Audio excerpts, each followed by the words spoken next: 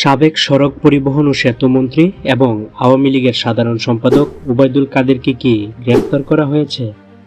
মঙ্গলবার সন্ধ্যা থেকেই এমন গুঞ্জন উঠেছে। মাস্ক পরা ওবায়দুল কাদেরকে একজন পুলিশ সিঁড়ি থেকে হাত ধরে নামাচ্ছেন, এমন একটি ছবি ভাইরাল হয়েছে। তবে আইনশৃঙ্খলা বাহিনী থেকে খবরের সত্যতা নিশ্চিত করা যায়নি। যশোরের পুলিশ সুপার মোহাম্মদ মাসুদ আলম বলেন, আমাদের সঙ্গেও অনেকে ওবায়দুল কাদেরের আটকের বিষয়ে যোগাযোগ করছেন।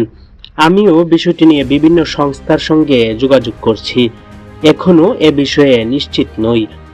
প্রবল গণ আন্দোলনের মধ্যে গত 5 আগস্ট সরকার পতনের পর মন্ত্রী পরিষদের সদস্য থেকে শুরু করে বেশিরভাগ আওয়ামী লীগ নেতা আত্মগোপনে চলে যান। আত্মগোপনে ছিলেন ওবায়দুল কাদেরও। এরই মধ্যে তাকে আটকের গুঞ্জন ছড়ালো। এদিকে মঙ্গলবার সন্ধ্যায় সাবেক আইনমন্ত্রী আনিসুল হক ও সাবেক প্রধানমন্ত্রী শেখ হাসিনার বেসরকারি শিল্প ও বিনিয়োগ বিষয়ক উপদেষ্টা সালমান এফ রহমানকে গ্রেপ্তারের তথ্য জানায় পুলিশ। আওয়ামী লীগের টানা 3 বারের সাধারণ সম্পাদক ওবায়দুল কাদের খেলা হবে অন্তরে জ্বালা, এমন নানান রাজনৈতিক বক্তব্যে আলোচনায় সমালোচনায় থাকতেন সবসময়। কোটা সংস্কারের দাবিতে আন্দোলনরত শিক্ষার্থীদেরকে মোকাবেলায় বাংলাদেশ ছাত্রলীগই যথেষ্ট বলে গত 15 জুলাই এক মন্তব্য করেন আওয়ামী লীগ সাধারণ সম্পাদক ওবায়দুল কাদের।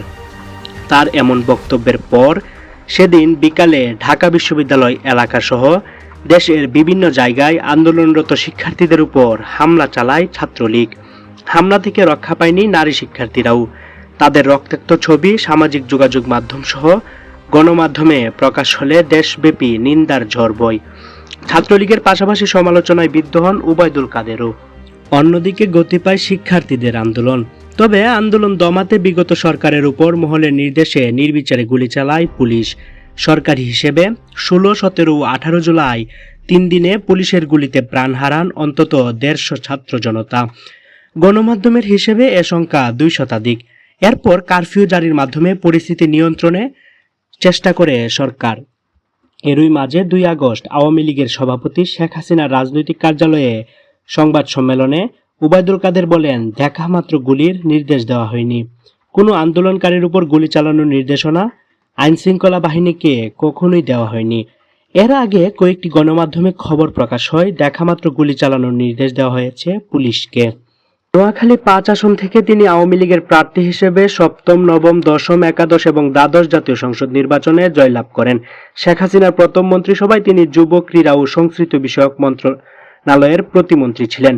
2011 সালের ডিসেম্বর থেকে 2024 সালের 6 আগস্ট পর্যন্ত তিনি সড়ক পরিবহন ও সেতু মন্ত্রী হিসেবে দায়িত্ব পালন করেছেন। 2016 সালের 23 অক্টোবর আওয়ামী লীগের 20তম জাতীয় সম্মেলনে 2016-2019 মেয়াদে দলের সাধারণ সম্পাদক নির্বাচিত হন ওবায়দুল কাদের। এরপর 2019 সালের ডিসেম্বরে 21তম সম্মেলন ও 2022 সালে 22তম সম্মেলনে টানা 3য়বারের মতো দলের সাধারণ সম্পাদক নির্বাচিত হন, যা আওয়ামী লীগের ইতিহাসে প্রথম। 2008 সালের 29 ডিসেম্বর 9ম জাতীয় সংসদ নির্বাচনে আওয়ামী লীগ জয়লাভ করে সরকার গঠন করে। নোয়াখালী 5 আসন থেকে সেবার নির্বাচিত হয়ে 9ম সংসদে প্রতিনিধিত্ব করেন তিনি। এরপর একই আসন থেকে আরও 3 বার সংসদ সদস্য নির্বাচিত হন তিনি। এর আগে 1996 সালের জুনে 7ম জাতীয় সংসদ নির্বাচনে তিনি জয়লাভ করে প্রথমবারের মতো সংসদ সদস্য নির্বাচিত হন। ওবায়দুল কাদের 1966 সালে 6 দফা আন্দোলন এবং 1969 সালে গণ আন্দোলন ও ছাত্রদের 11 দফা আন্দোলনে সক্রিয় ছিলেন। 1971 সালে বাংলাদেশের স্বাধীনতা যুদ্ধ শুরু হওয়ার পর মুজিব বাহিনীর কোম্পানিগঞ্জ থানা শাখার অধিনায়ক হিসেবে যুদ্ধে অংশ নেন তিনি। 1975 সালে শেখ মুজিবুর রহমান হত্যাকাণ্ডের পর তিনি 5 বছর কারাবন্দী ছিলেন। কারাগারে থাকা অবস্থায় তিনি বাংলাদেশ ছাত্রলীগের সভাপতি নির্বাচিত হন এবং 2 মেয়াদে সভাপতির দায়িত্ব পালন করেন। তখন তিনি ঢাকা বিশ্ববিদ্যালয়ে অধ্যয়নরত ছিলেন। তিনি রাজনীতির পাশাপাশি দৈনিক বাংলার বাণী পত্রিকার সহকারী সম্পাদকও ছিলেন।